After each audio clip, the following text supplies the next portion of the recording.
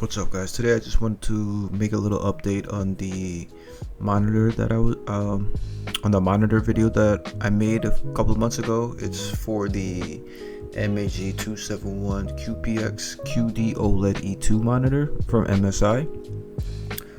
So basically, this is like a long-term review. I saw in the comments people were asking me questions about like how it's been holding up and whether or not I would recommend it,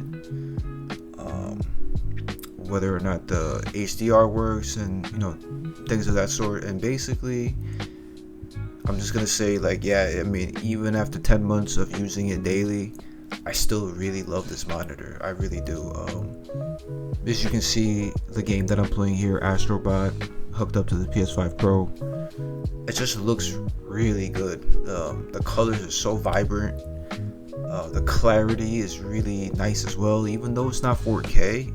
I think, for animated games, 1440p still looks really, really sharp in my opinion. It's gonna depend on the game, but for the most part, the games that I play, that I've tried, everything looks pretty sharp. And everything also just works on the monitor, as for me so far. Like the VRR, I haven't had any issues with that. The HDR, haven't had any issues with that. If you look on the little information box right there on the right, it shows you, that the HDR is on. It's in 12-bit color. This game is locked to 60 hertz, so it's not gonna show any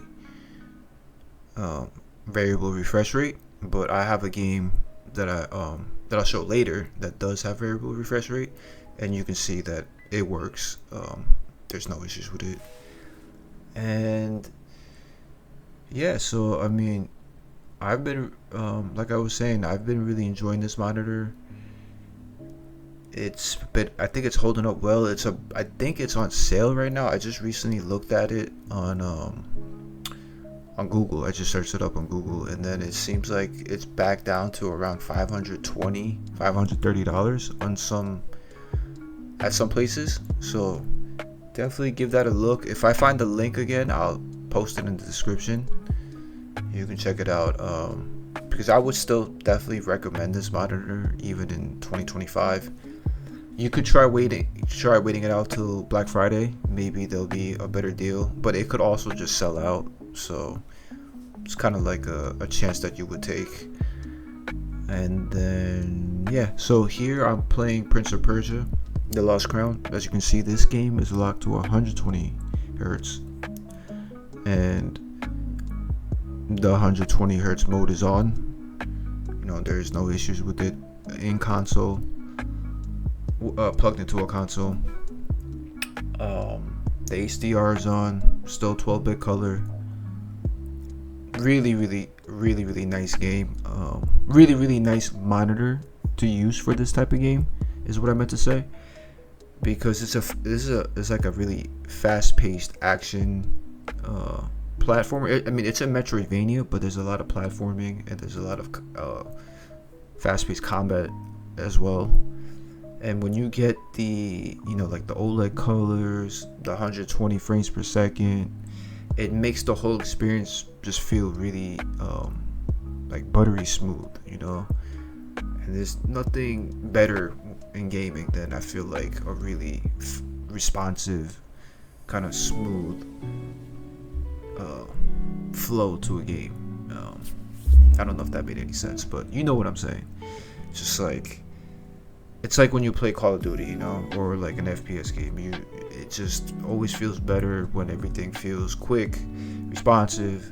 It feels like all your inputs are registering instantly, and it's the same case for a game like this, where you gotta jump around and do these like platforming challenges, and there's some parrying mechanic where you have to time the parry. So this monitor is perfect for this type of game, and of course it's really good for FPS games as well. I haven't been playing Call of Duty as of late, so I don't get any footage of that in this video, but I've made a lot of footage of videos of that previously, so you can check them out if you're interested. But yeah, this video is just to cover like the long-term experience with this monitor. And once again, it's been really good. It's held up really well. I don't have any burn-in. I don't have any dead pixels. In terms of like updating the monitor and the firmware and things of that sort, I don't even think I've done any of that, to be honest. I might have done it like the first time I got the monitor, and maybe I just put that wire away. But I honestly can't remember. But all I know is that I haven't had to do anything. There hasn't been a reason for me to really change anything in this monitor, so I've just left it the way it is, because why fix something if it ain't broke, you know? So, you know, going into the final game here, it's one of my favorite games that I played so far this year, which is Stellar Blade. This game looks incredible in an OLED monitor. The game is really fun, and this is a game that runs with that takes advantage of the VR features, because as you can see, it's hovering around like 55 frames. This is in the highest fidelity mode, which is the Pro Max mode in the game. If you play in the Pro mode, the game actually goes up to about 80 frames per second, and it fluctuates from like 75 to 80, something like that. But yeah, once again, the HDR is working, the VR is working, hooked up to the PS5. Everything's real smooth.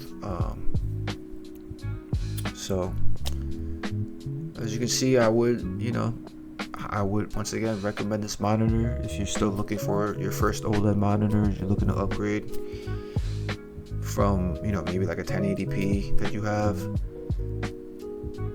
Still gonna be one of the GOATs, I think. I mean, there's a lot of the OLED monitors are good. So I would suggest you just get like one from a good brand with good reviews, and you're probably not gonna run into any issues. But me personally, this is the one that I've tried, and it's been flawless, absolutely flawless. So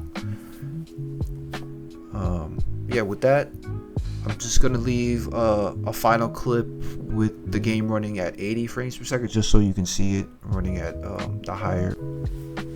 Okay, so before we get into the higher refresh rate mode, there's another feature in this monitor that